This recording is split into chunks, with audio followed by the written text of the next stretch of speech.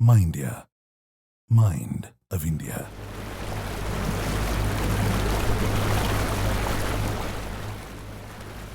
The Brahmaputra River, one of the mightiest rivers on earth. It carves its way through the Himalayas, sustaining millions. But today, it stands at the center of an unfolding geopolitical and environmental crisis. China is moving forward with the world's most ambitious hydropower project, a 60-gigawatt dam at the Great Bend in Tibet's Medog County. A structure so massive it will dwarf even the Three Gorges Dam. But this isn't just about power, it's about control.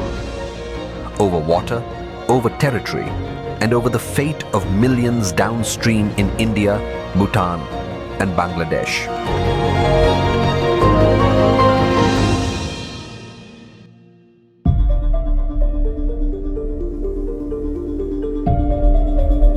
The Brahmaputra, known as the Yarlung Zangbo in Tibet, is a transboundary river originating in China before flowing through India and Bangladesh to the Bay of Bengal. And at the Great Bend, where the river makes a dramatic U-turn, China plans to harness its raw power. But in a region already vulnerable to earthquakes, floods, and climate change, this megadam raises urgent questions, especially for India.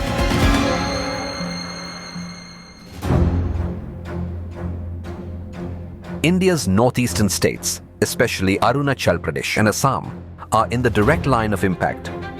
Dams don't just generate power, they regulate flow. By holding back water during the lean season, China could choke India's access to the Brahmaputra's natural flow. Farmers in Assam and Arunachal Pradesh depend on consistent water availability for their crops. Hydroelectric projects in India that rely on the Brahmaputra could lose efficiency. Drinking water supplies in northeastern states could be threatened. On the flip side, when China releases excess water, whether intentionally or due to heavy rainfall, it could trigger catastrophic floods downstream. If the Great Bend Megadam releases a sudden surge of water, Assam and Arunachal Pradesh could be inundated overnight, wiping out villages and farmlands. The Brahmaputra is more than just a river. It's a lifeline for wildlife, forests, and indigenous communities. The Kaziranga National Park, home to the endangered one-horned rhinoceros, could be at risk from unpredictable water levels.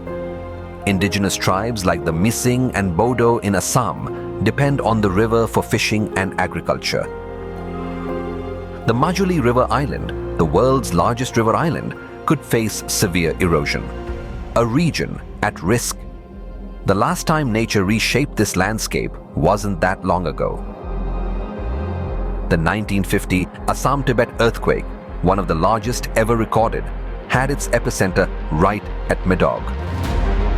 The land here is unstable, yet China is pressing ahead. With glaciers melting faster than ever, experts warn that glacial lake outburst floods, GLOFs, could turn this megadam into a ticking time bomb. If an earthquake or a GLOF damages the dam, the downstream devastation in India could be unimaginable. India isn't sitting idle. It's pushing its own Upper Siang Dam project to counter China's plans. Bhutan too has multiple smaller dams in the pipeline. But here's the problem. None of these countries have signed a binding treaty to manage the river together. Instead, they rely on diplomatic dialogues, like the China-India expert-level mechanism, which is limited to data sharing. In a high-stakes, deeply securitized region, a dam-for-a-dam approach could turn the entire Brahmaputra basin into a disaster waiting to happen. Is there another way? A recent study, Rivers of the Asian Highlands, suggests a bioregional approach. Instead of treating rivers as territorial assets, what if nations recognize them as shared ecological systems? Because here's the bottom line. If the Brahmaputra is locked in a hydropower tug of war, If every nation races to build bigger, higher, and more powerful dams, then in the long run, everyone loses.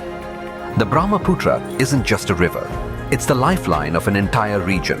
And right now, it's at a crossroads. Will we choose power or survival?